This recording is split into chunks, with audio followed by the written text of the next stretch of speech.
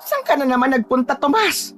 Alam mo kung gaano kadelikado ang lumabas ngayon ng gabi dahil sa pag-atake ng mga aswang sa mga kalapit lugar natin. Ano po bang kinagagalit nyo, Nay? Buhay naman po ako nakabalik dito sa bahay natin kahit alas 12 na po ng hating gabi. Abay kahit na anak, halos gabi-gabi mo lang ginagawa yan Ano bang tingin mo sa sarili mo? Pusa na may siyam na buhay? Hindi na nagsalita si Tomas. Nanatili siyang nakatayo sa bungad ng pintuan ng kanilang maliit na bahay. Blanko ang mukha niya habang nakatingin sa nanay niyang si Tsyoleng. 3 buwan na ang nakararaan simula nang maghiwalay ang tatay at nanay ni Tomas.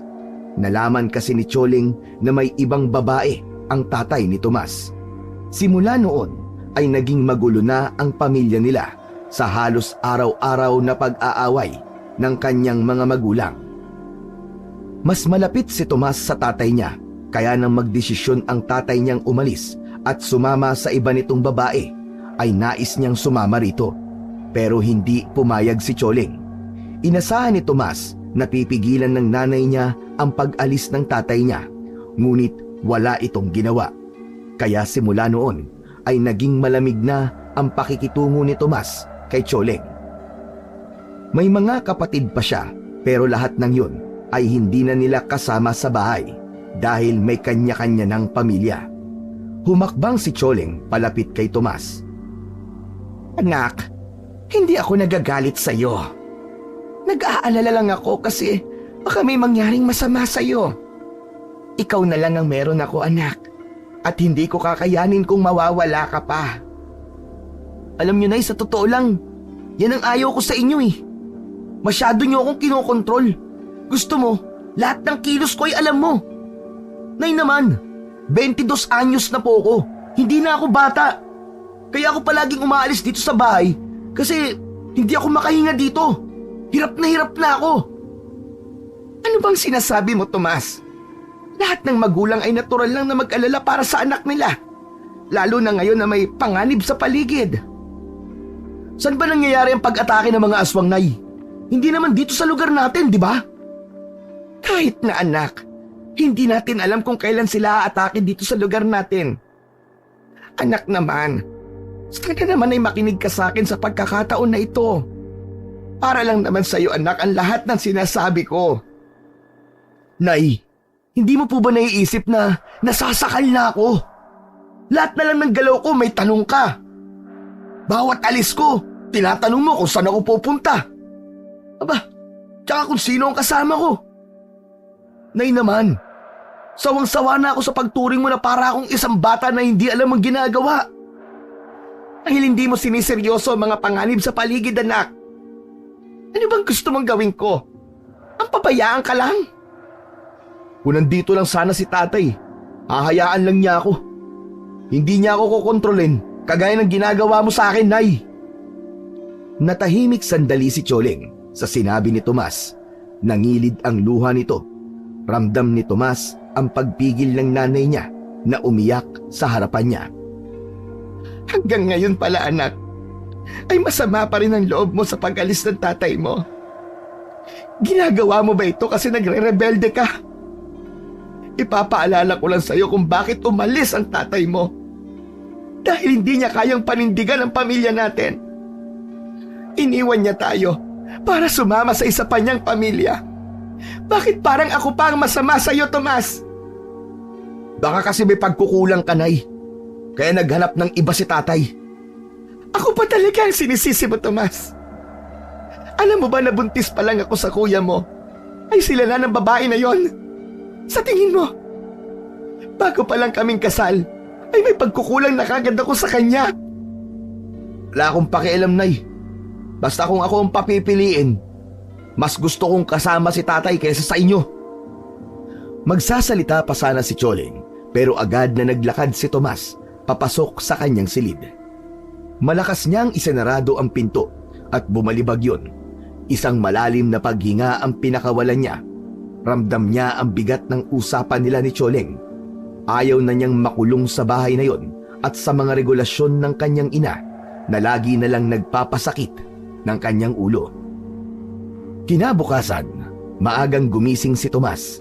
Hindi siya nakatulog ng maayos matapos ang naging pagtatalo nila ng kanyang ina.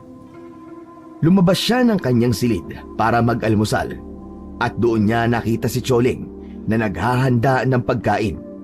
Kapwa sila walang imik at iniiwasan nilang magtama ang kanilang tingin. Dumulog na si Tomas sa hapagkainan. Kumuha siya ng isang pandesal at pinalamanan niya yon ng pritong itlog. Matapos ang ilang minuto ay binasag na ni Choling ang katahimikan sa pagitan nilang dalawa. Tomas, alam mo na kahit dalawa lang tayo rito, ay hindi pa rin kasya ang kinikita ko sa pagtitinda ng mga gulay sa palengke, anak. Anak, baka gusto mo maghanap ng trabaho. Baka mas mabuting lumabas ka at magsimula ng magtrabaho. Di naman kita maintindihan, Nay. Ang sabi mo ayaw mo akong lumabas ng bahay. Tapos ngayon gusto mo akong lumabas. Ang gulo mo rin talaga no? Huwag mo akong pinipilosopo, Tomas. Iba yung kagabi. Nag-aalala ako sa'yo dahil sa pag-atake ng mga aswang dito sa lugar natin. Pero ngayon, baka pwede mong pag-isipan na maghanap ng trabaho. Matanda ka na, Tomas. Kailangan mo na rin umayos. Matanda na nga ako, pero kung ituring niyo naman ako para akong bata. Ang dami mo pang sinasabi, Tomas. Bakit hindi mo na lang ako sundin sa sinasabi ko na maghanap ka ng trabaho? Nakatapos ka ng high school. Kaya kahit paano may matinong trabaho ka na pwedeng mahanap. Basta maging matyaga ka lamang. Basta. Hindi kita maintindihan, Nay.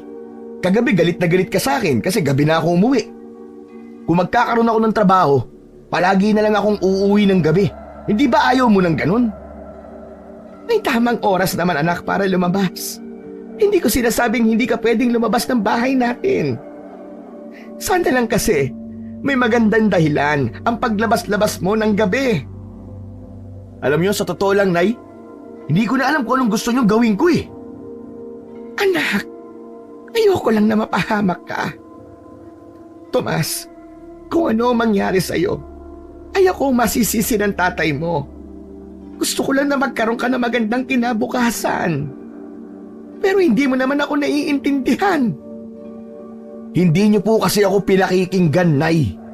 Gusto mo, lahat ng gusto mo ay masusunod. Sa totoo lang, Nay, gusto ko lang umalis dito dahil sakal na talaga ako sa inyo. Gusto mo bang maging katulad ng tatay mo, anak? Ganyan din siya, Tomas. Hindi rin siya nakinig sa akin. Sinunod niya ang sarili niyang kagustuhan at iniwanan niya tayo. Ayoko lang, anak, na mapariwara ka kagaya niya.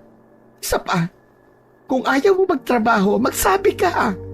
Hindi yung ang dami mo pang sinasabi. Basta. Hindi niyo ako kayang kontrolin habang buhay. Kapag nagkaroon ako ng pagkakataon, aalis talaga ako rito. At hindi niyo na ako makikita kahit kailan. Umalis ka. Sa tingin mo ba, ikakayanin mo ang mabuhay na mag-isa nang wala ako? Ubod ka ng tamad. Napuyos si Tomas sa galit. Ang sakit ng paghihiwalay ng mga magulang niya, ang ugat ng galit niya. Yun ang dahilan kung bakit gusto niyang lumayo sa bahay na yon. Wala siyang ibang sinisi kundi si Choling ang kanyang ina dahil naniniwala siya na ito ang may kakayahang pigilan noon ang tatay niya nung umalis ito, ngunit hindi nito ginawa. Hindi na rin nagsalita si Choling. Agad nitong pinunasan ang luhang nalaglag mula sa mga mata nito.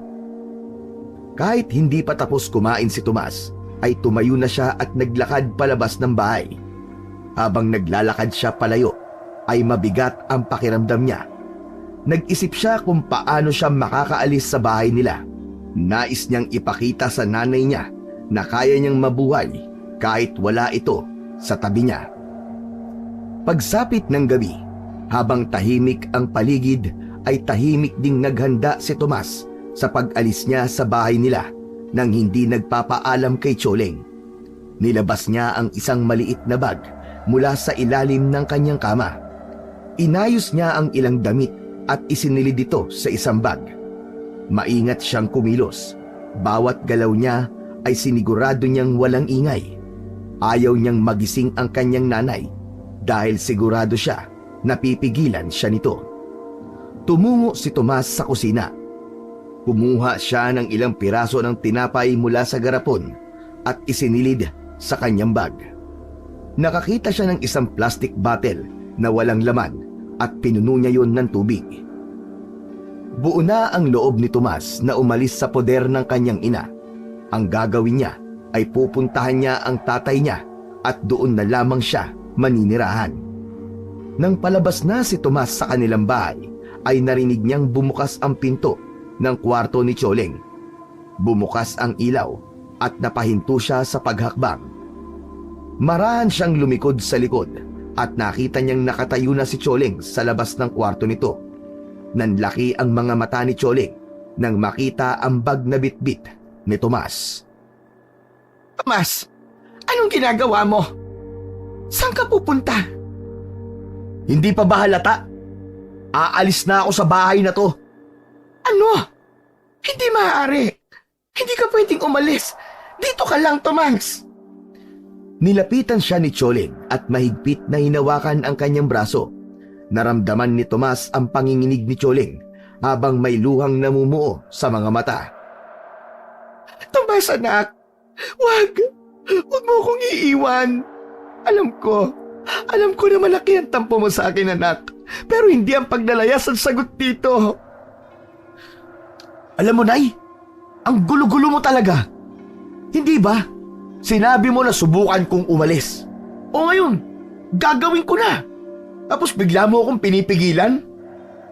Anak naman, nadala lang ako ng emosyon ko. Pero hindi ko gustong umalis ka rito sa bahay natin, anak. Hindi mo na ako mapipigilan, Nay. Buo na ang desisyon ko. Aalis na lang ako dito para maging malaya na ako sa inyo.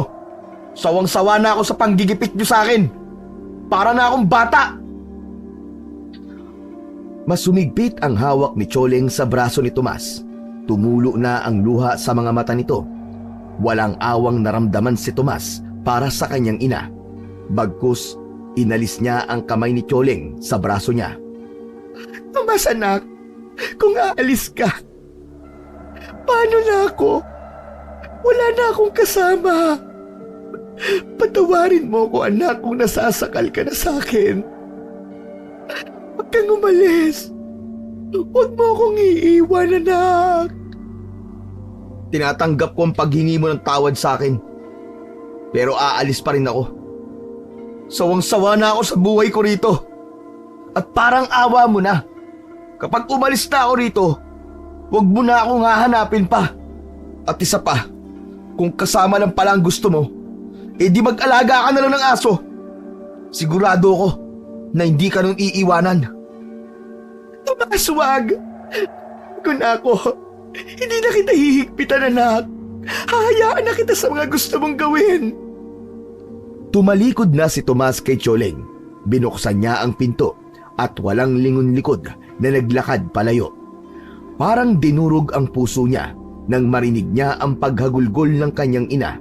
Ngunit nagpatuloy pa rin siya sa paglalakad. Naramdaman ni Tomas ang malamig na simoy ng hangin habang naglalakad siya. Nasa isipan niya pa rin ang kanyang ina at ang huling pag-uusap nila. Ngunit pilit niya yung inalis sa kanyang isipan dahil baka yun pa ang maging dahilan kung bakit hindi niya ituloy ang paglalayas. Nang marating niya ang dulo ng kalsada ay doon niya naisip na wala pala siyang dalang pera. Wala siyang pamasahe. Wala na akong magagawa kundi ang maglakad hanggang makarating ako sa bahay ni tatay.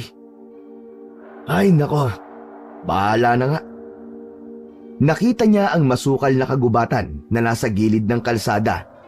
Alam niyang magiging mas mabilis ang paglalakbay niya kung dadaan siya roon. Mas maikli ang distansya kaysa dumaan siya sa mismong kalsada. Naglakad si Tomas papasok sa madilim na gubat. Halos hindi makita ang paligid dahil sa kapal ng mga puno. Tanging buwan lamang ang nagbigay ng liwanag sa kanya. Habang naglalakad ay may biglang naramdaman si Tomas na kakaiba.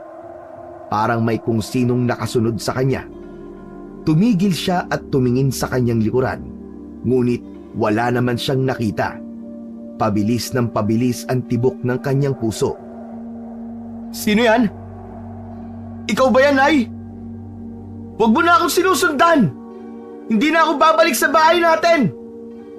Hayaan mo na lang ako!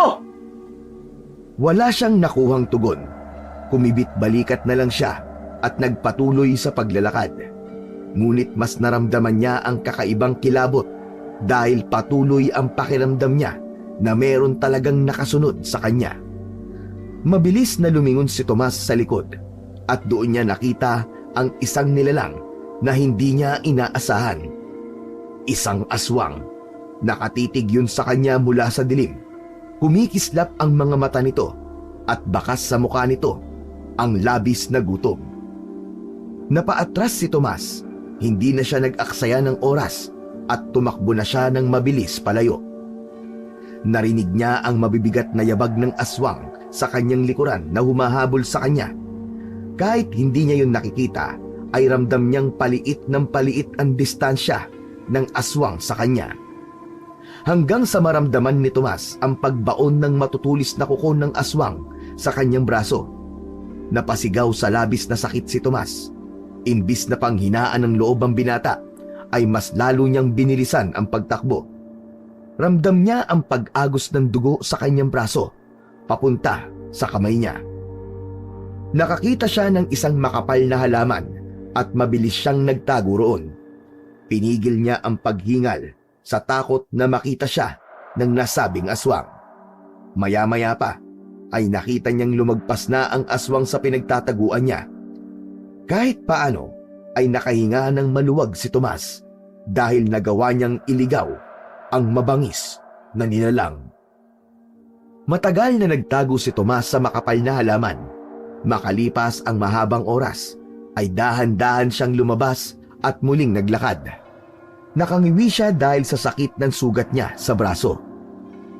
Hanggang sa maliit na kubo ang nakita niya sa gitna ng kagubatan. Hindi na siya nagdalawang isip na lumapit doon upang humingi ng tulong.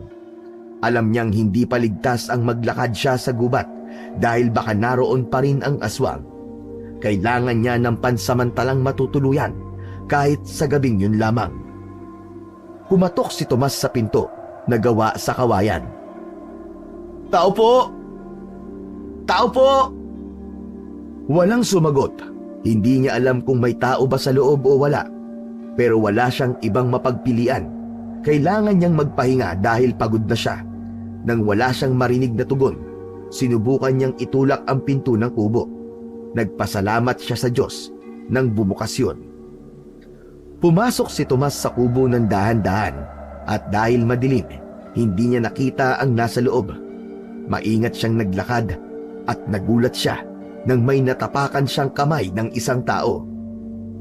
Isang paos na boses ang narinig niyang nagmura.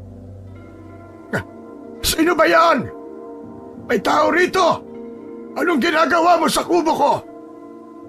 Ay, pasensya na po. Akala ko po kasi walang tao eh. Kanina pa po kasi ako tumatawag pero wala pong sumasagot eh. Pero huwag po kayo mag-alala. Hindi naman po ako masamang tao. Kahit masamang tao ka pa, hindi ako natatakot! Oh, kailangan ko lang po sana na matutuluyan kahit ngayong gabi lang. Makikiusap po sana ako na dito muna ako kahit hanggang sa sumikat lang ang araw. Narinig niya ang isang mahinang ungol ng isang matandang lalaki. Sa tingin niya, bumangon ito. Problema. Sige, dito ka magpalipas ng gabi. Delikado ang gubat kapag madilim. Pero ang sakit na pagkakatapak mo sa kamay ko. Pasensya na po talaga. Hindi ko po kasi kayo nakita eh. Tatang, may gasera po ba kayo para makita ko po kayo? Wala akong gasera rito. Wala rin yung silbi. Kasi hindi ko kailangan ng gasera. Bulag ako. Ano po? Bulag kayo? Oo, bulag ako. At mukhang ikaw ay bingi dahil pinapaulit mo pa sa akin ang aking sinasabi. Hindi naman po. Nagulat lang po kasi ako kasi hindi ko naman po akalain na bulag po pala kayo. Sa gabing yun ay nakatagpo si Tomas ng pansamantalang tahanan. Kahit paano ay naging kampante siya na ligtas siya sa kubo ng matandang lalaki.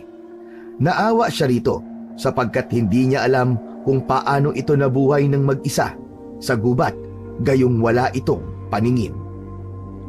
Bago siya matulog ay kumuha siya ng damit sa dala niyang bag. Pinunit niya yon at ginamit niyang pangbenda sa sugat niya sa braso.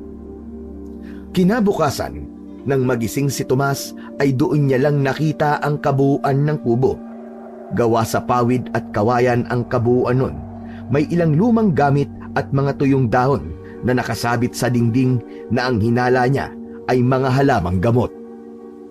Nang makita na ni Tomas ang matandang lalaki, ay napansin niyang isa yung ermitanyo. Payat na payat yon. Mahaba ang buhok nito na puro puti na. Makapal at mahaba rin ang bigote at balbas nito. Ang mga mata nito ay puro puti rin at ang suot nitong damit ay marumi. Nakahiga pa rin ang ermitanyo, hindi yun gumagalaw. Napansin ni Tomas na walang kahit anong pagkain o tubig sa loob ng kubo. Nang kumuha siya ng tinapay mula sa kanyang bag para kumain, narinig niya ang mahinang pagtunog ng tiyan ng matanda. Tumigil siya sa pagkagat sa tinapay at tumingin sa matanda. Doon niya nakita na nanginginig ang buong katawan nito. "Tatang? Kumain na po ba kayo?" Hindi pa. 2 araw na nga akong hindi kumakain. Mahirap talaga ang buhay ng isang bulag sa kagubatan. Nako, kawawa naman po pala kayo. Kaya pala nanginginig kayo kasi sa sobrang gutom. Tatang, may dala po akong tinapay at tubig. Sa inyo na po ito para magkaroon po kayo ng lakas. Abay, hindi ko tatanggihan yan. Ilang araw kasing umuulan, kaya hindi ako makalabas para maghanap ng pagkain. Umusog si Tomas palapit sa matanda. Tinulungan niya itong makaupo sa kawayan na sahig. Kinuha niya ang isa nitong kamay at iniligay doon ang tinapay, habang ang isang bote ng tubig ay ipinatong niya sa tabi nito. "At, tatang, ito na po oh. Kainin niyo po ito. Wala na akong ibang baon pero mas kailangan niyo po yan. Kapag naman po nakalabas ako ng gubat makakakain na rin ako kapag nakarating na ako sa bahay ng tatay ko." Maraming salamat sa iyo, Ginoo. Napakabait mo. Kahit ito na lamang ang meron ka, ay ibinigay mo pa sa akin. Kabayaran na rin po yan, Tay, sa pagtulong niyo po sa akin kagabi. Ano po palang pangalan niyo, Tatang? Tawagin mo ako sa pangalang Goryo. Ako naman po si Tomas. Kung ganun po tatawagin ko po kayong Tatang Goryo. Nang sinimulan ng kainin ni Tatang Goryo ang tinapay, ay hindi na muna nagsalita si Tomas. Nagugutom man siya, ay alam niya na mas kailangan ng ermitanyo ang pagkain kesa sa kanya. Inisip niya kung paano nagawang mabuhay ni Tatang Goryo sa ganoong kalagayan. Oo nga pala. Bakit ka napadpad dito sa gubat kagabi, Tomas? Hindi mo ba alam na laganap ang pag-atake ng mga aswang ngayon? Hindi basta-basta baka nilalang na gumagala sa gabi. Gutom sila at tayong mga tao lang ang kanilang pagkain. Tama ho kayo. Ang totoo po niyan, Tatang nagdesisyon po akong umalis sa bahay namin. Hindi ko na po kaya ang mga ginagawa ng nanay ko sa akin Masyado po siyang maigpit. Gusto ko po na maging malaya na ako. Lalo na't nasa ustong edad naman na po ako Alam mo, Tomas, ang magulang ay mananatiling magulang kahit anong edad mo pa. Marahil ay may dahilan ng nanay mo kung bakit siya naghihigpit sa iyo. Ganyan din ako noong bata pa. Matapang, walang takot, hindi sumusunod sa mga matatanda. Pero nang ako nagkaroon na rin ng isip at tumanda na, Naisip ko kung bakit kailangan ng makinig sa mga taong may karanasan na sa buhay. Ayoko na po talaga ron. Mas gusto ko na lang pong tumira sa bahay ng tatay ko. Kaya nagdesisyon akong dito sa gubat dumaan kasi mas magiging mabilis po ang pagdating ko ron kung dito ako dadaan. Kaya alam po minalas ako kagabi. Kasi may aswang po na umatake sa akin. Nasugatan pa nga po niya ako sa braso pero mabuti na lang po mababaw lang. Delikado na talaga ang lugar na ito, lalo na kapag gabi. Hindi mo alam kung kailan naatake ang mga kampon ng kadiliman. Pero naniniwala ka ba? Sasabihin ko sa iyo na isa akong manunugis ng aswang. Marami na ako nakaharap at napatay na aswang, lalo na noong malakas pa ako. Tatang naman Para naman po kayo nagbibiro Tatang Goryo, paano ka po makikipaglaban sa mga aswang bulag ka po. Tawang mapait ang lumabas mula sa bibig ni Tatang Goryo. Alam mo, iyo, hindi pa ako bulag dati. Malakas pa ako noon. May pamilya ako. Ngunit isang araw, isang malakas na aswang ang nakaharap ko at siya ang bumulag sa akin. Simula nang mabulag ako, ay iniwanan ako ng aking pamilya dahil wala na akong silbi para sa kanila. Ganun nga yata talaga ang buhay. Kapag wala ka ng pakinabang, basura na ang tingin nila sa iyo.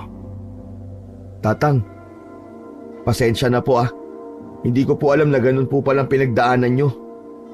Pero tatang, hanga po ako sa inyo kasi nagagawa nyo pong mabuhay dito kahit mag-isa lang ho kayo. Abay, kailangan kong masanay, Tomas. Ayoko pang mamatay. Naniniwala ako, Tomas, na may magagawa pa akong mabuti kahit wala na akong paningin at matanda na ako. Nakaramdam ng lungkot si Tomas sa kwento ni Tatang Goryo. Naalala niya ang kanyang ina na iniwan din ng kanyang ama at sa sandaling yon ay siya naman ang nang-iwan dito. Katulad ni Tatang Goryo, mag-isa na lang din ang nanay niya sa kanilang bahay. Daan mo, Tomas. Lahat tayo ay nagkakaroon ng problema sa ating pamilya. Pero hindi sa lahat ng oras ay pagtakbo ang sagot. Dahil anuman ang mangyari, ay babalik at babalik ka pa rin sa kanila. Sige po, Tatang. Kailangan ko na pong umalis. Maraming salamat po talaga sa pagpapatuloy nyo sa akin dito sa bahay nyo. Hayaan nyo po, kapag nagkaroon po ako ng oras, ay babalik po ako rito at magdadala ako ng pagkain.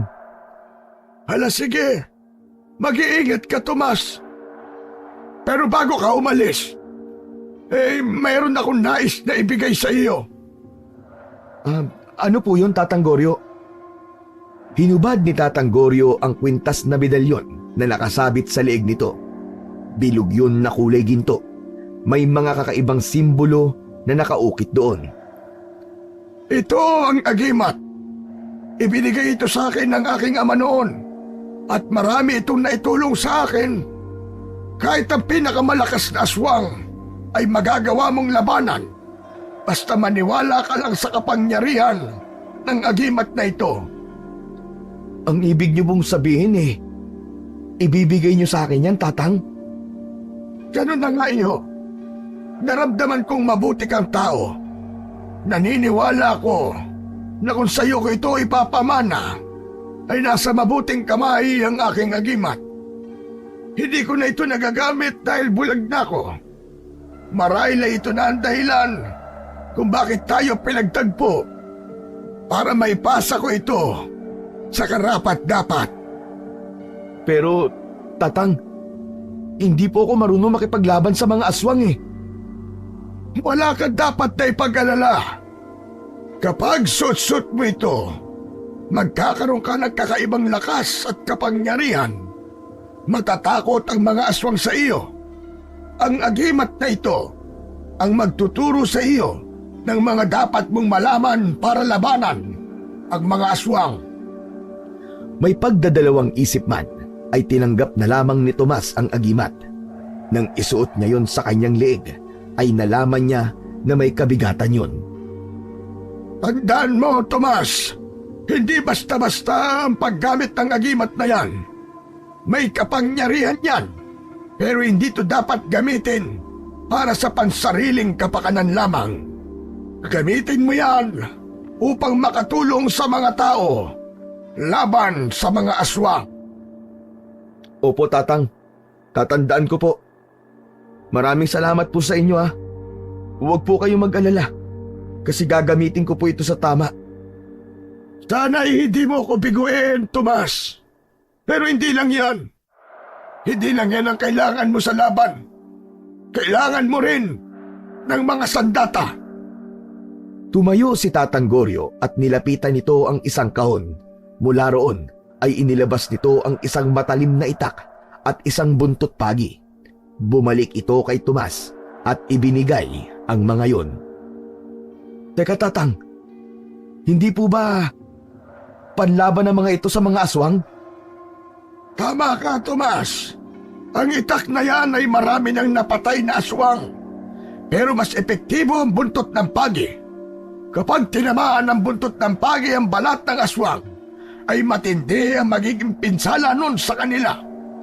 Maaari mo rin niyang magamit sa mga amalanhig.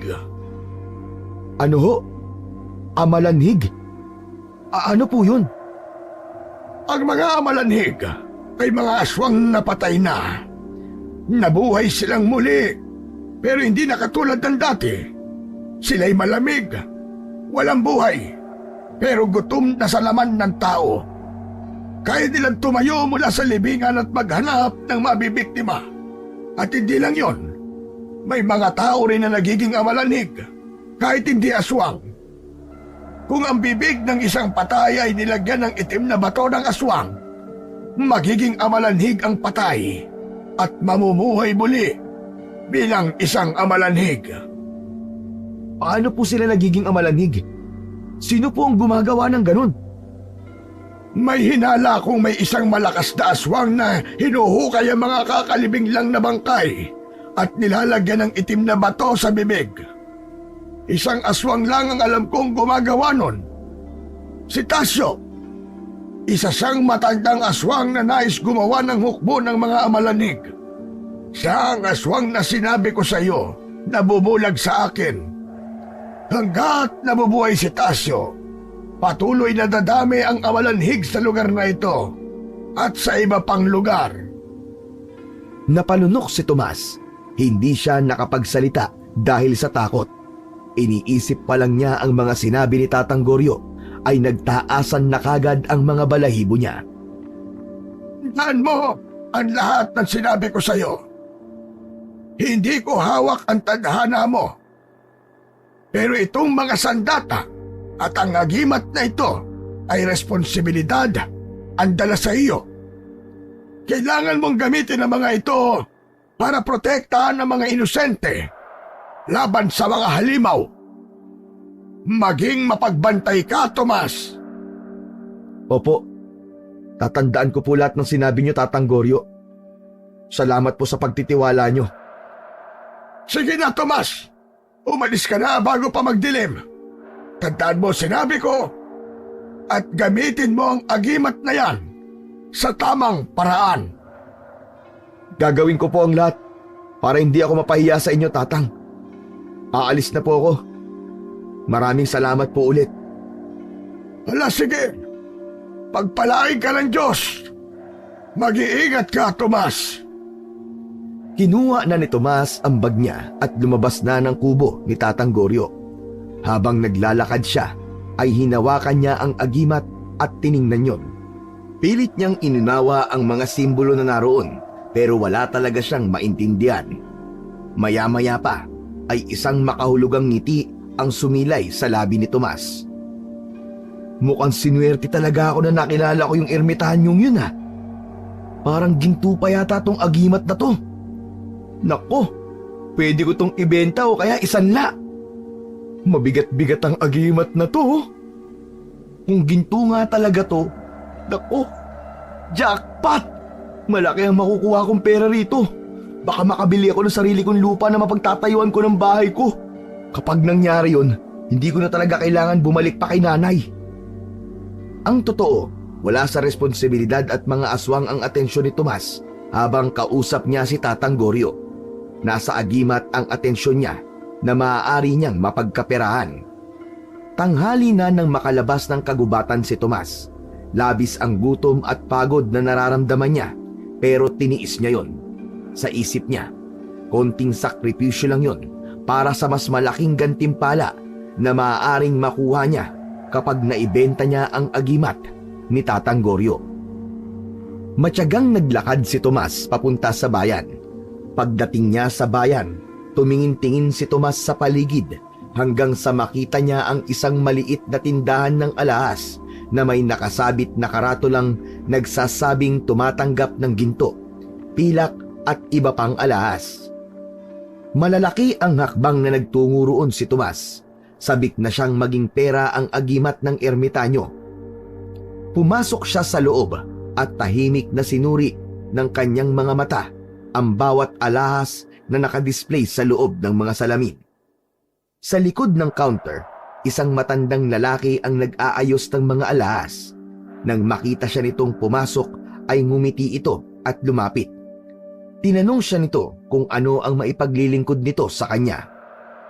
Hinubad naman ni Tomas ang agimat at inabot sa matandang lalaki. Manong, gusto ko po sanang ipatingin sa inyo to kung ginto ba talaga o kung magkano ang pinakamalaking pwedeng mapagbentahan ko nito. Tinignan ng matanda ang agimat at kinuha mula sa kamay ni Tomas. Dinala yun ng matandang lalaki sa lamesa nito at may ipinatak doon. Malakas ang kabog ng dibdib ni Tomas. Panay ang dasal niya na sana ay tama nga ang hinala niya na ginto ang agimat na yon. Maya-maya ay pinunasan ng matanda ang agimat gamit ang tela. Ibinalik nito sa kanya ang agimat. Bumagsak ang balikat ni Tomas nang sabihin ng matandang lalaki na hindi yun ginto at wala yung value kaya hindi nito yon bibilin. Hindi pa rin makapaniwala si Tomas. Nakiusap siya na tingnan nito ulit ang agimat pero iginiit ng matandang lalaki na hindi talaga yon ginto. Pinayuhan siya nito na mukhang kakaiba ang hawak niyang medalyon kaya itago na lang niya yon at pakaingatan. Nanlumo si Tomas, parang binagsakan siya ng langit at lupa sa nalaman. Lahat ng mga plano niya sa inaasahan niyang perang makukuha niya mula sa agimat niya ay naglaho na parang bula. Wala na siyang nagawa kundi tanggapin ang totoo. Walang lingon-likod na lumabas ng tindahan si Tomas. Tiningnan niya ang agimat at napasimangot. Anak ka ng teteng. Wala ka naman palang halaga kaya wala ka ring kwenta. Ang mabuti pa ay itapon na lang kita. Tutal wala ka naman pakinabang Ngunit nang itatapon na sana ni Tomas ang agimat, ay bigla siyang natigilan. Bumalik sa alaala niya si Tatang Goryo at kung gaano kahalaga sa ermitanyo ang naturang agimat. Kung itatapon niya ang agimat, ay parang binaliwala niya ang pagtulong na ginawa nito sa kanya. Kaya imbis na itapon, ay isinilid na lamang ni Tomas ang agimat sa bulsa ng suot niyang shorts at muling naglakad. Ang naging plano niya ay ibalik na lang kay Tatang Goryo ang agimat kapag nagkaroon siya ng pagkakataon na bumalik sa kubo nito. Sa pagkakataon na yon, ay papunta na siya sa bahay ng kanyang tatay. May pagkasabik sa puso ni Tomas dahil matapos ang ilang buwan ay muli niyang makikita ang tatay niya. Sigurado siya na matutuwa at masosorpresa ang ama niya kapag nakita siya nun. Hapon na nang makarating si Tomas sa bahay kung saan nakatira ang tatay niya. Naisama na siya nito roon ng isang beses kaya alam niya kung paano ang magpunta roon. Nasa harapan na siya ng pinto pero parang hindi niya alam kung bakit bigla na lang siyang kinabahan. Inisip niya na baka dahil yun sa iba pang pamilya ng tatay niya. Hindi siya sigurado kung makakasundo niya ang mga yon o hindi. Isang malalim na paghinga ang pinakawalan ni Tomas at saka siya marahang kumatok. Hindi nagtagal ay bumukas ang pinto. Isang binata ang bumungad sa kanya, si Danilo, ang anak ng kanyang ama sa ibang babae. Mas matanda si Danilo ng 4 na taon kay Tomas. Tomas? Anong ginagawa mo dito? Nandyan ba si tatay? Nakita ni Tomas na biglang nagbago ang ekspresyon ng mukha ni Danilo. Tila nagkaroon ng lungkot sa mukha nito. Tomas, wala na si tatay eh. Ano? Anong wala na? Paano wala na? Kuya Danilo, saan nagpunta si tatay? Huwag ka mabibigla. Patay na siya, Tomas. Mahigit 1 buwan na. Natigilan si Tomas at para siyang nawalan ng lakas. Nakatingin siya kay Danilo habang hindi siya makapaniwala sa kanyang nalaman. Kuya naman eh, huwag ka naman magbiro ng ganyan sa akin. Hindi ako nagbibiro. Patay na talaga si tatay. Ano? Ano nangyari? Paano siya namatay? Ang mabuti pa, sa loob na tayo mag-usap. Padilim na at delikado kung nasa labas ka pa. Nanlalamig na pumasok si Tomas. Umupo siya sa maliit na sofa. Kumuha ng isang basong tubig si Danilo at ibinigay yon sa kanya. Habang umiinom si Tomas ay nanginginig ang kanyang mga kamay. Umupo si Danilo sa harapan ni Tomas. Kuya, anong nangyari kay tatay? Pinatay siya ng mga amalanhig. Mga aswang na patay na, pero muling nabuhay. Mga amalanhig na sumasalakay sa lugar na ito tuwing gabi. Sa kasamaang palad, isa si tatay sa nabiktima nila. Pati nga si nanay eh. Pinatay din siya ng mga amalanhig. Doon niya napatunayan na totoo ang sinabi ni Tatang Goryo tungkol sa mga amalanhig. Naghalo-halo ang emosyon sa dibdib niya. May galit, lungkot at pagsisisi dahil hindi niya nagawang makita ang kanyang tatay bago yon namatay. Napaluwa si Tomas, humagulgol siya. Hinayaan lang siya ni Danilo na umiyak. Bakit ngayon ko lang nalaman to? Bakit wala man lang nagsabi sa akin? Pasensya ka na, pero wala kasi akong kontak sa inyo ng nanay mo eh. Hindi ko rin alam kung saan kayo nakatira, Tomas. Pagkatapos ng ilang sandali, pinunasan ni Tomas ang kanyang luha. Napagtanto niya na wala nang dahilan para manatili siya sa bahay ni na Danilo dahil wala na roon ang tatay niya. Ngunit alam niyang pagtatawanan siya ng nanay niya kapag bumalik siya agad dito. Ayaw niyang umuwi na parang talunan. Kuya, may ipapakiusap sana ako sa'yo eh. Baka pwedeng dito muna ako. Hindi pa ako pwedeng umuwi kay nanay eh. Naglayas kasi ako sa amin. Akala ko nandito pa si tatay kaya dito ako nagpunta. Oo naman, Tomas. Pwedeng dumito ka muna kung wala ka mapupuntahan. Magkapatid naman tayo eh. Walang problema kung dito ka muna tumira. Ako lang naman ang tao dito. Salamat Kuya Danilo ah. Pasensya na kung bigla akong sumulpot dito nang hindi nagsasabi. Walang anuman, Tomas. Wala yun. Sigurado naman ako kung nandito si tatay ay matutuwa yun kasi nandito ka. Madalas ka kasi niyang maikwento sa akin nung buhay pa siya eh. Nakahinga ng maluwag si Tomas sa sagot ni Danilo. Doon niya nalaman na kahit papano ay may pamilya pa rin siyang masasandalan sa kabila ng lahat. Bago dumilim ay nagsarado na ng mga bintana at pinto si Danilo. Ipinagamit ni Danilo kay Tomas ang kwarto nito, habang si Danilo ay sa kwarto naman ng nanay nito at ng tatay nila. Makalipas ang ilang araw ay unti-unti nang nasanay si Tomas sa buhay niya sa bahay ni Danilo. Maganda ang pakikitungo ni Danilo sa kanya. Araw-araw ay maaga itong umaalis para magtrabaho sa taniman ng lansones at sa hapon na yon bumabalik. Kapag umaalis si Danilo, si Tomas naman ay nananatili sa bahay. Naging madali ang buhay niya roon. Wala siyang ginagawa sa maghapon kundi ang matulog at kumain. Paminsan-minsan ay naglalakad-lakad siya at namamasyal. Isang hapon nang makauwi si Danilo mula sa trabaho ay may dala itong tilapia. Bilang tulong ay si Tomas na ang nagluluto para sa kanilang dalawa. Habang kumakain ng hapunan ay may sinabi si Danilo sa kanya tungkol sa mga amalanhig. Sumalakay na naman pala mga amalanhig sa kabilang baryo.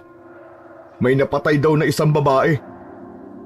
Nakakatakot pala talagang lumabas dito tuwing gabi, kuya. Kahit nga nasa loob ka pa ng bahay nakakatakot pa rin. Kung minsan kasi, pwersahan pumapasok ang mga amalanhig sa mga bahay dito. Kaya pinapalitan ko yung pinto at kandado dito ng mas matibay. Mas mabuti ng sigurado kaysa magsisi sa huli. Pero wala bang ginagawa ang mga tao rito para labanan ng mga amalanhig? Walang may lakas ng loob na gawin yan, Tomas. Dati may isang manunugis na nagtungo rito para tulungan kami pero sumuko rin siya at umalis. Doon namin napagtanto na talagang malalakas ang mga amalanhig. Talaga? May dati ng manunugis na kumalaban sa mga amalanhig? Oo, meron na. Yun nga lang, hindi niya kinaya kaya sumuko at umalis na siya rito. Napaisip si Tomas sa sinabing yun ni Danilo. Naalala niya ang agimat na ibinigay sa kanya ng ermitanyo. Isang ideya ang pumasok sa utak niya ng sandaling yun. Bago matulog si Tomas ng gabing yun, ay kinuha niya ang agimat na nakatago sa mga damit niya. Matiim niya yung tiningnan at naramdaman niya ang kapangyarihan na meron yun. Hindi man kita naibenta sa sanglaan, pero mukhang mapagkakakitaan kita sa ibang paraan at sa mas matagal na panahon. Isang ngisi ang sumilay sa labi ni Tomas habang tumatakbo sa utak niya ang plano niyang gawin sa agimat. Nasa ganoon siyang pag-iisip nang makarinig siya ng sigawan sa labas. Sumilip siya sa bintana at nakita niya ang mga taong nagtatakbuhan. Isinuot ni Tomas ang agimat sa leeg. Kinuha niya ang buntot ng pagi. Palabas na sana siya sa pinto nang pigilan siya ni Danilo. Hinawakan nito ang braso niya. Tomas, saan ka pupunta? Delikado sa labas. Sumasalakay na naman ang mga amalanhig. Haharapin ko sila, Kuya Danilo. Ipagtatanggol ko ang mga tao rito sa Baryo Lubang. Teka, ano ba sinasabi mo? Hindi birong kalaban ng mga amalanhig. Baka kung anong mangyari sa'yo. Magtiwala ka lang, Kuya. Saka na tayo mag-usap. Kailangan ko ng kumilos bago pa muling may mabiktima ang mga amalanhig. Tuluyan nang lumabas si Tomas ng bahay ni Danilo. Tinawag pa siya ng kapatid niya sa ama pero hindi niya yun pinakinggan. Habang naglalakad siya patungo sa kaguluhan ay mahigpit niyang hinawakan ang agimat. Binilungan niya yon na sana ay gabayan siya nito. Nagulat si Danilo at ang mga kapitbahay nila nang hinarap ni Tomas ang mga amalanhig. Sa kauna-unahang pagkakataon ay nakita ni Tomas ang mga amalanhig. May masansang na amoy na sumisingaw sa katawan ng mga ito. Amoy na nabubulok na bangkay. Matutulis ang mga ngipin at kuko ng mga yon. Mahaba ang dila na parang ahas kung gumalaw. Hoy! Mga diablong buang! Ako ang harapin nyo! At huwag ang mga taong walang kalaban-laban! Humarap ang mga amalanhig kay Tomas. Nagising ang tapang ni Tomas. Naramdaman niya ang pagbigay ng lakas at tapang ng agimat sa kanya. Sumugod ng magkakasabay ang mga amalanhig. Gamit ang buntot ng pagi ay nakipaglaban siya sa mga amalanhig. Sa bawat hampas at hagupit niya ng buntot ng pagi ay naging mas matalim yun dahil sa kapangyarihan ng agimat. Kahit si Tomas ay nagulat kung paano siya gumalaw, pakiramdam niya ay may kung anong enerhiya ang gumagabay sa kanya. Ang mga amalanhig ay isa-isang bumagsak sa lupa. Sa loob lamang ng ilang minuto ay naubos na ni Tomas ang mga amalanhig. Matapos ang laban, huminga ng malalim si Tomas habang nakatingin sa mga bangkay ng amalanhig na kanyang natalo. Hindi siya makapaniwala sa nagawa niya pero naramdaman niya ang kumpiyansang umusbong sa kanyang pagkatao. Tuwang-tuwa na lumapit ang mga tao kay Tomas. Isa na roon si Danilo na hindi pa rin makapaniwala sa kanyang nasaksihan. Ikaw ba talaga nakipaglaban sa mga amalanhig, Tomas? Grabe! Hindi ko akalain na kaya mo makipaglaban sa mga aswang. Sobra mo akong pinahanga. Sobra mong pinahanga ang mga tao rito sa baryo. Kuya, Matagal na ako nakikipaglaban sa mga aswang. Hindi ko lang kagad nasabi sa'yo. Pero ngayon, alam ko na ito ang dahilan kung bakit ako napunta rito sa Baryo Lubang. Yun ay para kalabanin at ubusin ang mga amalanhig na sumasalakay dito.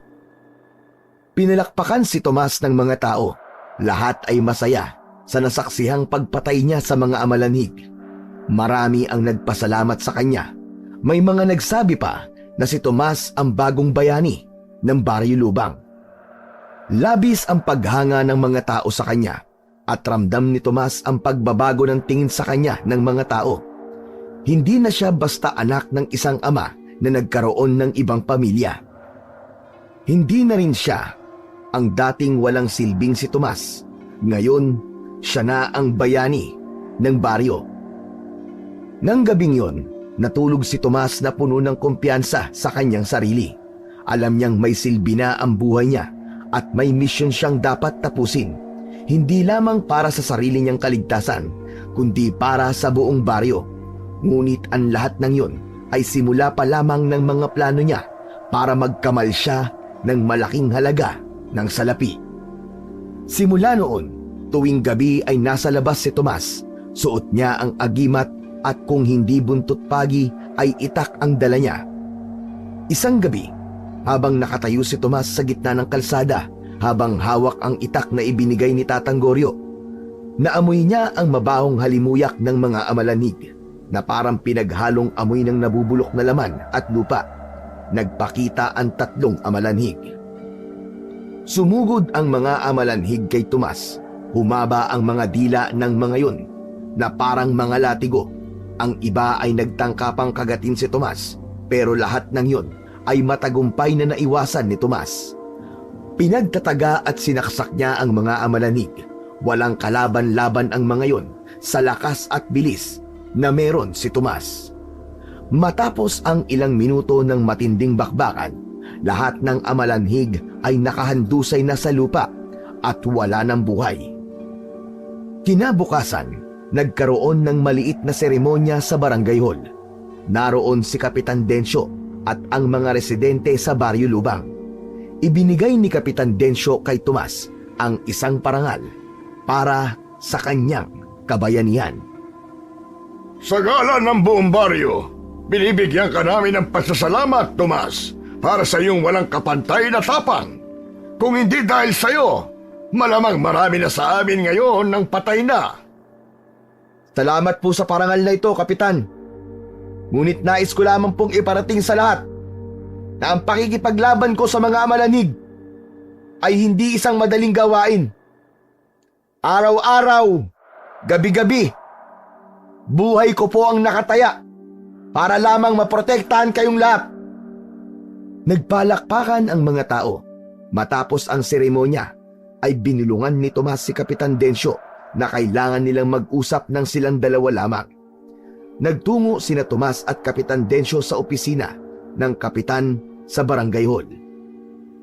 Ano palang pag-uusapan natin, Tomas?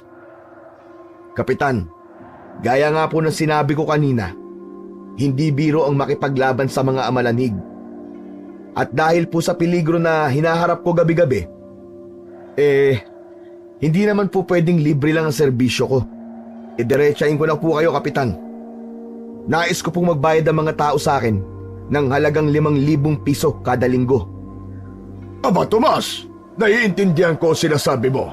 Pero ang mga tao rito ay puro mahihirap lang. Marami sa mga taga rito ay halos walang makain. Sa tingin ko ay hindi nila kakayanin ang presyo ng serbisyo mo. Hindi mo ako naiintindihan, Kapitan Densyo eh. Hindi ko sinasabing magbayad ng isang tao ng 5,000 piso. Para na ho yun sa buong Baryo Lubang. Pwedeng mag-ambag-ambag kayo para mabuo ang 5,000 piso. Maliit na halaga na po yun kung tutuusin, lalo na't mag-aambagan kayong lahat. Kung totoong mahalaga sa inyo ang proteksyon ko, alam kong magagawan niyo po yun ng paraan para makabayad kayo sa akin. Hinilot ni Kapitan Densyo ang sarili nitong noo. Tomas, kailangan mo ring intindihin ang sitwasyon ng mga tao rito. Marami sa kanila ang walang sapat na pera. Ang 5,000 piso, abay kahit na Pag ambag-ambagan pa nila, ay malaking pera na rin para sa kanila. Kapitan, hindi ako humihingi ng ganyan para lang sa sarili ko. Kailangan ko rin ho ng pera para mabuhay. Kung hindi ho kayo makakabayad, paano ako makakapagpatuloy sa pakikipaglaban sa mga amalanig?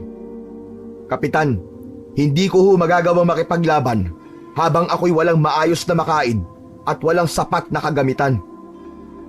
Tumahimik si Kapitan Densyo at halatang nag-isip ito. Maya-maya pa ay napabuntong hininga ito. Huwag kang mag-alala. Gagawan ko ng paraan ang gusto mo. Pero sana bigyan mo kami ng palugit para makapag-ipon ng 5,000 piso kada linggo. Sige Kapitan, aasahan ko ang bayad nyo sa akin para sa susunod na linggo. Kung hindi kayo makapagbibigay, pasensyahan na lang ho tayo ha. Pagkatapos na makipag-usap ni Tomas kay Kapitan Densyo, ay umuwi na siya sa bahay ni Danilo. Matapos ang isang linggo, matapos makipag-usap ni Tomas kay Kapitan Densyo, ay bumalik si Tomas kay Kapitan Densyo upang muling itanong kung nakuha na ba nito ang hiningi niyang bayad mula sa mga tao. Kapitan, isang linggo na ho ang lumipas. Kumusta na po? Nakuha niyo na po ba ang 5,000 piso mula sa mga tao? Tomas, nakakalungkot mang sabihin pero walang naibigay na pera ang mga tao. Sinabi ko naman sa iyo ang sitwasyon nila, hindi ba? Wala silang sapat na kakayahan para makalikom ng ganong kalaking halaga. Ano? Ibig niyo sabihin, wala kayong nakuha kahit na piso? Ay, meron naman. Pero wala pa sa kalahati ng perang kailangan mo. Kapitan naman, anong akala nila? Na ginagawa ko to para na magpakamatay ako? Aba, ilang beses ko nang iniligtas ang baryong to mula sa mga amalanig. Tapos wala man lang kayong maibibigay na kabayaran? Tomas, kung totoong bayani ka, hindi mo na sana iniisip na may kapalit ang ginagawa mo. Hindi lahat ng kabayanihan ay may bayad. Ang mga tao ay naghihirap na rin. At ako na ang nakiusap sa kanila. Pero wala talaga silang maibigay. Kung bayani ka nga, sana ipaglaban mo sila kahit walang kapalit. Napangisi si Tomas ng bahagya. Hindi niya matanggap ang sinabi ni Kapitan Densyo. Kapitan, alam mo ba kung gaano kahirap ang ginagawa ko? Ilang beses ko nang iniligtas ang baryo lubang mula sa mga amalanhig na yun. Gabi-gabi kong sinasakripisyo ang sarili kong buhay. Tapos ngayon, sinasabi mo sa akin na wala akong karapatang humingi ng kapalit? Pasensyahan na lang, Kapitan. Pero hindi na ako kikilos hanggat wala akong nakukuhang kabayaran. Kung gusto niyong mabuhay, maghanap kayo ng ibang tao na magtatanggol sa inyo ng libre. Nagulat si Kapitan Densyo sa sinabing yun ni Tomas. Wala itong nasabi kaya umalis na si Tomas sa opisina ni Kapitan Densyo. Makalipas ang ilang gabi, muling binalot ng takot at kaguluhan ang baryo lubang. Mula sa madilim na kakahuyan, umatake na naman ang mga amalanig. Ang kanilang mabahong amoy at nakakatakot na presensya ay muling naghasik ng lagim. Sa gitna ng pag-atake ay mahimbing na natutulog si Tomas. Nagising lang siya dahil kay Danilo. Tomas! Tomas, bumangon ka! Nasa baryo na naman ang mga amalanig. Kailangan ka ng mga tao. Kuya naman sarap-sarap ng tulog ko Hindi na ako makikipaglaban sa mga amalanig, kuya. Alam naman ng lahat ang usapan namin ni Kapitan Hindi ako kikilos kung hindi kayang ibigay ni Kapitan Densyo ang gusto ko. Kaya bahala na sila. Tomas, seryoso ka ba? Mga buhay ang nakataya dito. Sinabi ko na sa'yo, Kuya Danilo. Kasalanan to ni Kapitan Densyo at ng mga tao. Kung nagbigay lang sila ng pera, aba, kikilos naman ako kagad Walang nagawa si Danilo, kundi ang iwanan si Tomas sa kwartong yon. Muling bumalik sa pagtulog si Tomas at nagbingi-bingihan sa sigawan ng mga tao sa labas. Kinabukasan, habang nag-aalmusal si Tomas, ay lumapit si Danilo sa kanya at kinausap siya. Tomas, Alam mo bang 2 ang patay kagabi dahil sa pag-atake ng mga amalanhig? Isang tatay at ang anak niyang lalaki. Buong baryo nagdadalamhati. At ang mas masakit, ang mga tao ay naghahanap ng sagot sa'yo. Ikaw ang bayani nila. Pero nasaan ka, Tomas? Kuya, sabi ko naman sa'yo kasalanan niya ni Kapitan at ng mga tao. Kung binigay lang sana nila ang hinihingi ko, di sana gagawin ko kahit na anong gusto nila. Gagawin ko ang tungkulin ko. Pero anong ginawa nila? Wala. Tinablan nila ako. Kung may iba lang kaming mahihinga ng tulong, hindi kami aasa sa'yo, Tomas. Hindi lahat ng bagay ay may kapalit. Nagkamali yata kami na itinuring ka naming bayani. Aba, teka lang. Ang dapat ba ibigay ako ng bigay tapos wala akong nakukuha? Kung gusto mo magpakabayani ng walang kapalit, ikaw na lang, kuya. Ako? Hindi na ako magpapadala sa mga ganyang ilusyon. Hindi ko makakain ang parangal niyo sa akin. Huwag naman sanang dumating ang araw na ikaw naman ang mangailangan at walang tumulong sa'yo. Darating ang araw na baka ikaw rin o ang pamilya mo ang maging biktima ng mga halimaw na yon. Sana hindi pa huli ang lahat para mapagtanto mo kung ano ang tunay na ibig sabihin ng pagiging bayani. Ngunit hindi umimik si Tomas. Tumayo siya at naglakad papunta sa kanyang kwarto. Nanatili si Tomas sa kanyang paniniwalang tama ang kanyang desisyon. Patuloy siyang nakakapit sa ideyang ang bawat bagay ay may kabayaran. Isang umaga, pinatawag ni Kapitan Dencio si Tomas sa barangay hall. Tahimik na umupo si Tomas sa harap ng kapitan. Agad niyang napansin ang puting sobre na hawak ni Kapitan Dencio. Agad na nagkaroon ng hinala si Tomas kung anong laman ng sobre na yon. O Kapitan, anong meron? Bakit niyo ako pinatawag? Tomas, ito na ang bayad na hinihingi mo. Pinagsama-sama ng mga tao kanilang pera para sa'yo. Pasensya ka na kung ngayon lang kami nakapagbigay sa'yo. Kinuha ni Tomas ang sobre at binuksan. Kita sa kanyang mga mata ang kasiyahan habang binibilang ang pera. Kung palagi bang ganito ng ganito, Kapitan Asahan niyo na palagi akong gaganahan makipaglaban sa mga amalanhig na yun. Mabuti at naiintindihan ng mga tao kung gaano kahalaga ang ginagawa ko para sa kanila. Wala na ho kayong dapat na ipag-alala dahil palagi ko kayong ipagtatanggol sa loob ng 1 linggo. Basta sa susunod na linggo ulit 5,000 ulit, Kapitan Dencio. Napilitang ngumiti si Kapitan Dencio kay Tomas. Matapos nitong magpasalamat ay umalis na kagad doon si Tomas upang gastusin ang perang nakuha niya. Kinagabihan, isang amalanhig ang muling umatake sa Baryo Lubang. Lumabas agad si Tomas, dala ang buntot ng pagi at suot ang kanyang agimat. Wala siyang katakot-takot dahil alam niyang tutulungan siya ng agimat na ibinigay sa kanya ng ermitanyo. Sa pagharap ni Tomas sa amalanhig ay naging kakaiba ang pakiramdam niya. Habang nakikipagsagupaan siya sa amalanhig, napansin niyang hindi tumatalab ang kanyang mga atake. Nagagawa niyang mahampas ang amalanhig ng buntot ng pagi, pero hindi yun gaanong nasasaktan. Maging ang galaw niya ay hindi na mabilis. Nagulat si Tomas nang bigla siyang nasugatan ng matutulis na ngipin ng amalanhig. Dumaloy ang dugo sa sugat niya at naramdaman niya ang matinding sakit. Teka, bakit ganito? Bakit parang wala akong lakas? Nang hindi niya na matiis ang sakit at panghihina, ay piniling umatras ni Tomas. Nagtago siya sa likod ng isang puno hanggang sa tuluyan nang nawala ang amalanhig. Pagbalik sa bahay, bumagsak si Tomas sa kanyang kama. Hindi niya maipaliwanag ang nangyari. Ang agimat na dating nagbigay sa kanya ng kapangyarihan ay tila nawalan na ng bisa. Labis ang kanyang pagtataka ng sandaling yun. Simula noon ay sunod-sunod na ang mga pag-atake ng mga amalanhig sa Baryo Lubang. Sa bawat laban, naramdaman ni Tomas ang lalong panghihina ng kanyang kakayahan. Kahit ang buntot ng pagi na dati takot na takot ang mga amalanig ay parang wala na ring bisa. Paulit-ulit siyang natalo sa mga laban at palaging malubha ang kanyang mga sugat.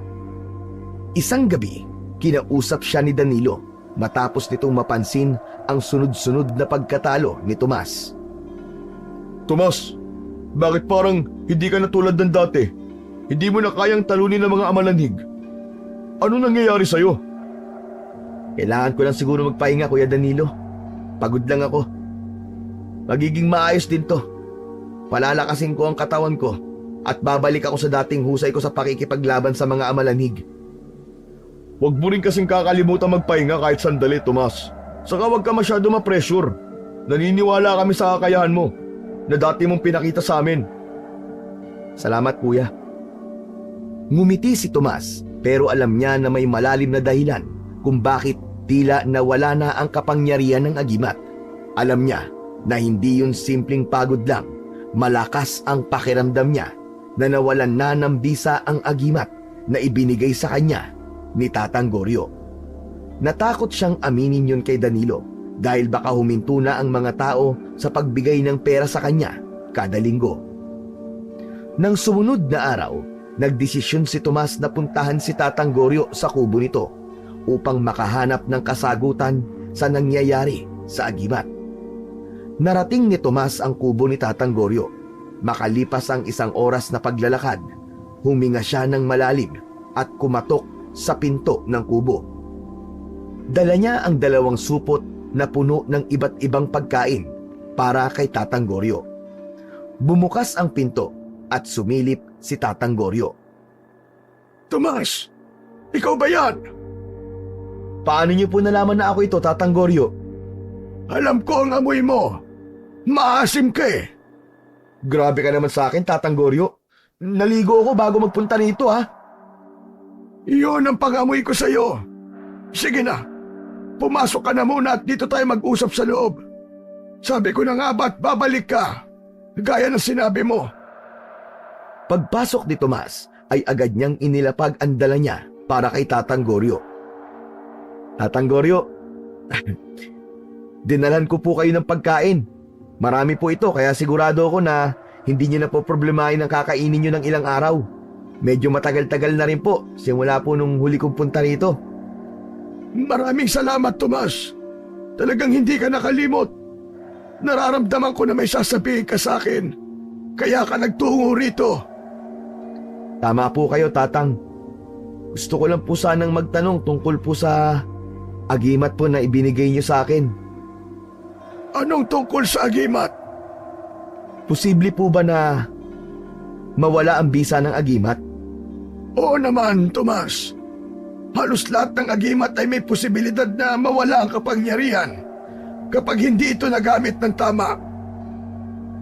Tatang Goryo, ano-ano po ba ang dahilan para mawala ng bisa ang agimat na to? Kapag hindi maganda ang hangarin ng taong gumagamit nito, mawawala ang kapangyarihan ng agimat. Hindi yan ginagamit para sa pansariling interes. Hindi ba't sinabi ko na yan sa'yo dati? Hindi po ba sapat na ginagamit ko to laban sa mga amalanhig? Hindi po ba kabutihan yun? Kabutihan nga. Pero tanungin mo ang sarili mo, Tomas. Para ba sa mga taong ginagawa mo? O para sa sarili mong kapakanan? Napayuko si Tomas. Hindi siya makasagot. Alam niya na ginamit niya ang kapangyarihan ng agimat hindi dahil sa pagmamalasakit, kundi dahil sa perang nakuha niya sa mga tao sa Baryo Lubang. Sinasabi niyo po ba, Tatang, na hindi nagagana ang agimat ko kung ganun ang intensyon ko? Hindi mo pwedeng gamitin ang kapangyarihan ng agimat para sa pansariling interes. Dahil kung hindi, unti-unting mawawala ang kapangyarihan nito hanggang sa mawalan na ito ng silbi. Bakit, iho? Nawalan ba ng kapangyarihan ng agimat mo? Hindi po. Ang totoo nga po niyan nagagamit ko pa rin ito hanggang ngayon para labanan po ang mga amalanig sa Baryo Lubang. Mabuti naman kung ganon. Hindi talaga ako nagkamali na sa iyo ko ibinigay ang agimat. Alam ko na gagamitin mo yan sa kabutihan. Sige po, Tatang. Aalis na po ako. Huwag po kayo mag-alala. Babalik ulit ako rito para bumisita. Napahinto sa pagtayo si Tomas nang muling magsalita si Tatang Goryo. Sandali lang, Tomas. Bago ka umalis, gusto ko munang mahawakan ng agimat.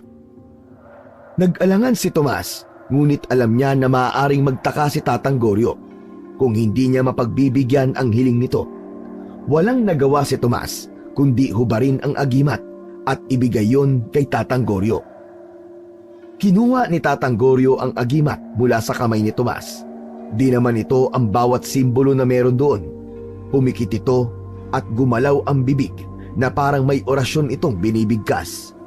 Biglang bumukas ang mga mata ng ermitanyo. Nagbago ang ekspresyon ni Tatang Goryo. Mula sa pagiging kalmado ay bumakas ang galit sa mukha nito. Magsabi ka ng totoo, Tomas. Anong ginawa mo? Ano pong ibig niyo sabihin, Tatang? Wala nang kapangyarihan ng agimat na ito. Nawala na ang bisa nito. Anong ginawa mo? Sa pagkakataong yun, ay hindi na nakayanan ni Tomas na magpanggap pa. Ramdam niya ang bigat ng kanyang konsensya. Hindi niya magawang tingnan ng diretso si Tatang Goryo. Tatang, ang totoo ho niyan eh. Nagpapabayad po ko sa mga tao kapalit ng paglaban ko sa mga amalanhig. Nagpapabayad ka? Diyos ko, Tomas! Iyan ang dahilan kung bakit nawala ang bisa ng agimat. Sinira mo ang banal na kapangyarihan nito dahil sa kasakiman mo. Tatang, patawarin niyo po ako. Alam ko pong mali. Pero, babawi po ako, Tatang. Gagamitin ko na po ng tama ang agimat mula ngayon. Hindi na po ako hihingi ng bayad sa mga tao. Pangako po, bigyan niyo pa po ako ng isa pang pagkakataon. Mahigpit na hinawakan ni Tatang Goryo ang agimat.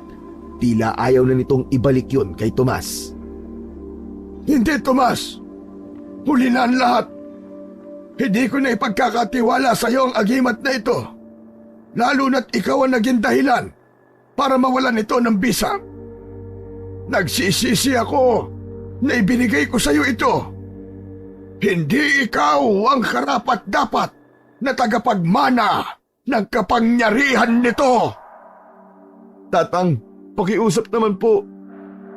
Bigyan niyo po ako ng isa pang pagkakataon. Babalik po ako sa tamang landas. Magiging bayani ako para sa mga tao. Kahit walang kapalit. Hindi ko na ibabalik sa iyo ang agimat, Tomas. Hahanap ako ng mas karapat-dapat na magmamana nito. May iba pang tao na mas may mabuting puso kaysa sa iyo. At sila ang nararapat. Nangilid ang luha ni Tomas. Alam niyang wala na siyang magagawa pa. Nasira niya ang tiwala ni Tatang Goryo. Tumayo siya. Hindi siya makatingin ng direkta sa ermitanyo. Kung yan po ang desisyon niyo, wala na po akong magagawa. Maraming salamat po. Aalis na ako. Tahimik na tumalikod si Tomas at lumabas ng kubo ni Tatang Goryo. Ang bawat hakbang niya ay may kasamang pagsisisi at lungkot. Ang kapangyarihan na minsang naging sandikan niya sa paglaban sa mga amalanhig ay nawala nang dahil sa kanyang kasakiman. Isang gabi, ang katahimikan ng Baryo Lubang ay biglang binalot ng mga sigaw at ingay ng kaguluhan. Sa labas ng bahay ni Danilo, dinig ni Tomas ang mga yon.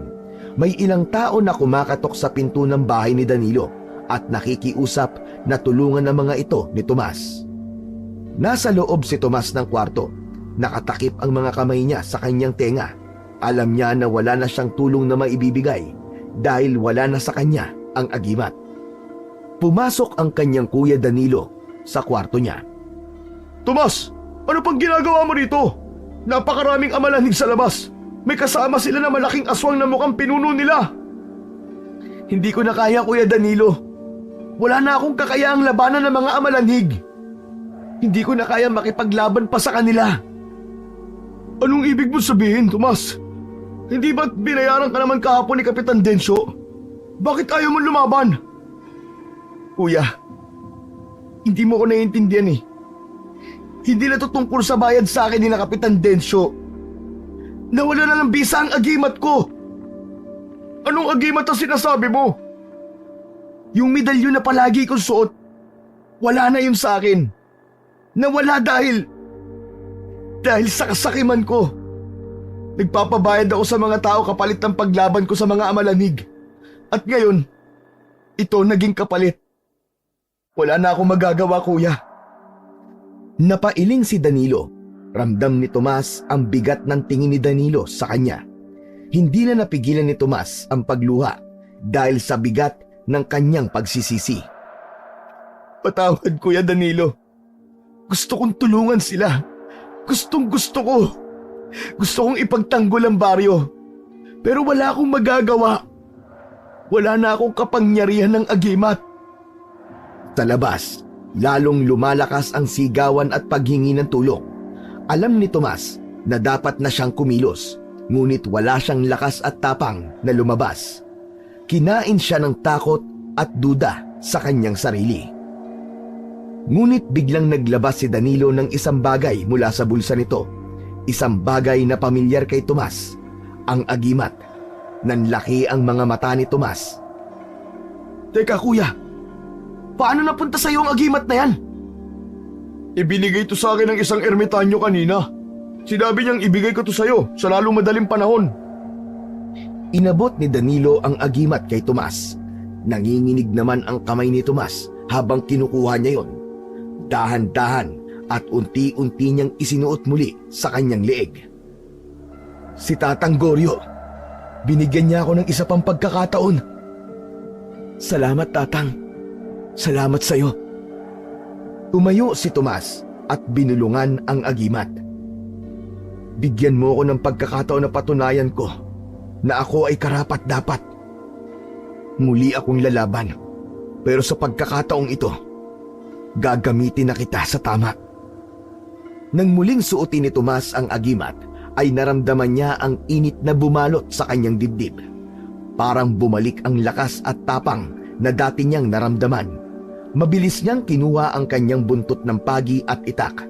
Alam niya na handa niya nang harapin muli ang mga amalanhig. Hindi na nagdalawang isip pa si Tomas. Alam niyang yun na ang pagkakataon para bumawi siya at iwasto ang kanyang mga pagkakamali. Lumabas siya ng bahay at agad siyang sinalubong ng mga tao. Bakas sa mukha ng mga yon ang pag-asa nang makita siya. Matapang na pinuntahan ni Tomas ang mga amalanig. Matiim ang tingin niya sa mga nagngangalit na halimaw. Walang pag-aalinlangan na sumugod si Tomas sa mga amalanig. Agad niyang sinalubong ang unang amalanig na umatake sa kanya. Isang mabilis na saksak gamit ang itak ang ginawa niya sa amalanig. Marami pang amalanhig ang sumugod, pero ang lahat ng iyon ay nagawang patayin at patumbahin ni Tomas. Isang amalanhig ang sumugod mula sa kanan ni Tomas. Mabilis siyang umiwas. Tinaga niya ang paa nito gamit ang itak. Bumagsak ang halimaw sa lupa at mabilis niyang tinapos yon sa isang saksak sa puso nito. Dugo mula sa mga amalanhig at pawis ang bumalot kay Tomas habang nakikipaglaban. Napansin niya na patuloy ang pagdating ng mga amalanig. Parang hindi nauubos ang mga yon. Ng teteng oh. Hindi sila nauubos ah. Ano ba to? Parang mas lalo silang dumadami. Hinawakan ni Tomas ang kanyang agimat. Ramdam niya ang init nun na parang may kapangyarihang nagtatago sa loob nito. Napaluhod siya sa lupa habang humihingal sa pagod at sa tindi ng mga sugat niya. Nais niyang ituloy ang laban, ngunit alam niyang kung hindi niya mailalabas ang buong kapangyarihan ng agimat, hindi niya matatalo ang mga amalanhig. Agimat, ibigay mo sa akin ang rurok ng kapangyarihan mo. Ipakita mo ang tunay mong lakas. Nakikiusap ako sa'yo. Biglang nagliwanag ang agimat. Isang nakakasilaw na liwanag ang sumabog mula rito. At tila si Tomas at ang mga amalanig lamang ang nakakita sa liwanag na yon. Ang liwanag ay naging sanhi ng pagkasunog ng balat ng mga amalanig. Ang mga amalanhig ay napatigil sa kanilang pag-atake. Nangisay ang mga yon at nagkasabay-sabay na nasunog ng liwanag ang mga ito hanggang sa naging abo ang mga amalanhig at sumama sa hangin ang labi ng mga yon. Nakahinga ng maluwag si Tomas, ngunit alam niyang hindi pa tapos ang lahat. Sa harapan niya, nanatiling nakatayo ang pinakamalaking aswang. Ang hula niya ay yun ang pinuno ng mga amalanhig. Nakangisi ito at ang mga mata ay nanlilisik sa labis na galit. Hindi ito naapektuhan ng liwanag ng agimat. Unti-unting naglaho ang liwanag ng agimat at inihanda ni Tomas ang sarili sa isang matinding laban. Ngumisi ang aswang at sinabi nito na kilala nito ang dating nagmamay-ari ng agimat na suot ni Tomas. Sinabi rin nito na binulag nito ang nagmamay-ari ng agimat ni Tomas. Kung ganon, ikaw pala si Tasyo. Ikaw ang malakas na aswang na tinutukoy ni Tatang Goryo. Salamat at sinabi mo sa akin. Mas lalo lang ako nagkaroon ng dahilan para patayin ka. Ipaghihiganti ko ang pagkabulag mo kay Tatang Goryo.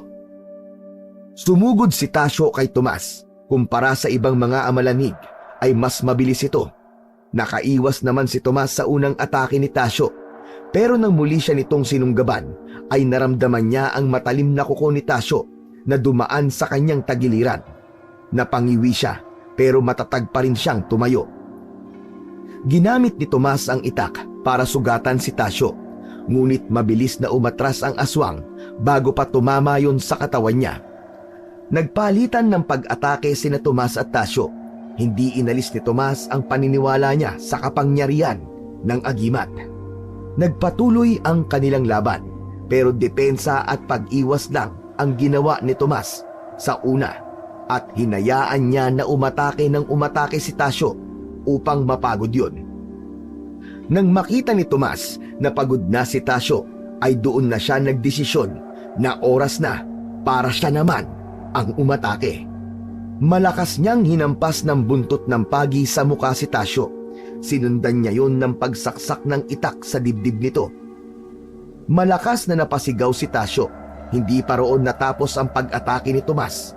Upang tuluyang maipaghiganti si Tatang Goryo ay magkakasunod niyang itinarak ang itak sa mga mata ni Tasyo. At sa huli niyang pag-atake, isinaksak niya ang itak sa tapat ng puso nito. Bumagsak si Tasyo sa lupa.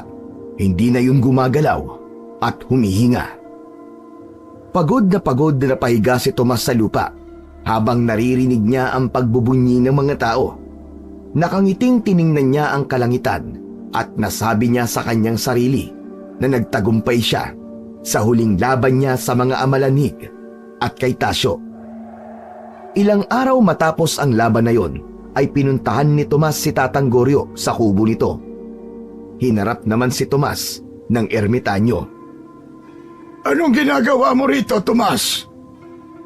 Tatang Goryo, nagpapasalamat po ako dahil binigyan niyo po ako ng isa pang pagkakataon. May maganda po akong balita sa inyo, Tatang. Napatay ko na po ang lahat ng mga amalanhig. Pati na rin po si Tasyo. Yung aswang po na bumulag sa inyo. Tapos na po ang kasamaan niya. Mahusay, Tomas. Ang totoo, alam ko na nagsisisi ka na noon.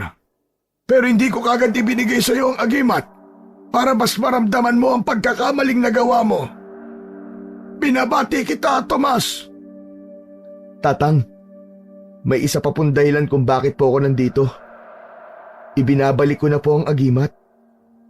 Natapos ko na po ang laban. Hindi ko na po ito kailangan. Hindi, Tomas. Hindi ko na kailangan ng agimat na yan. Ikaw na ang bagong tagapangalaga ng aking agimat. Ginawa mo ang nararapat at pinatunayan mo na kaya mong gamitin ang kapangyarihan nito sa tamang paraan. Gamitin mo ang agimat para sa kabutihan at para protektahan ng mga nangangailangan. Marami ka pang laban na haharapin. Hindi makapaniwala si Tomas sa mga sinabi ni Tatang Goryo. Tiningnan niya ang agimat na nasa kanyang mga kamay. Tatang, Tinatanggap ko po ang responsibilidad na dala ng agimat na ito. Maraming salamat po, Tatang. Pangako po, gagamitin ko po ang agimat na ito sa tama.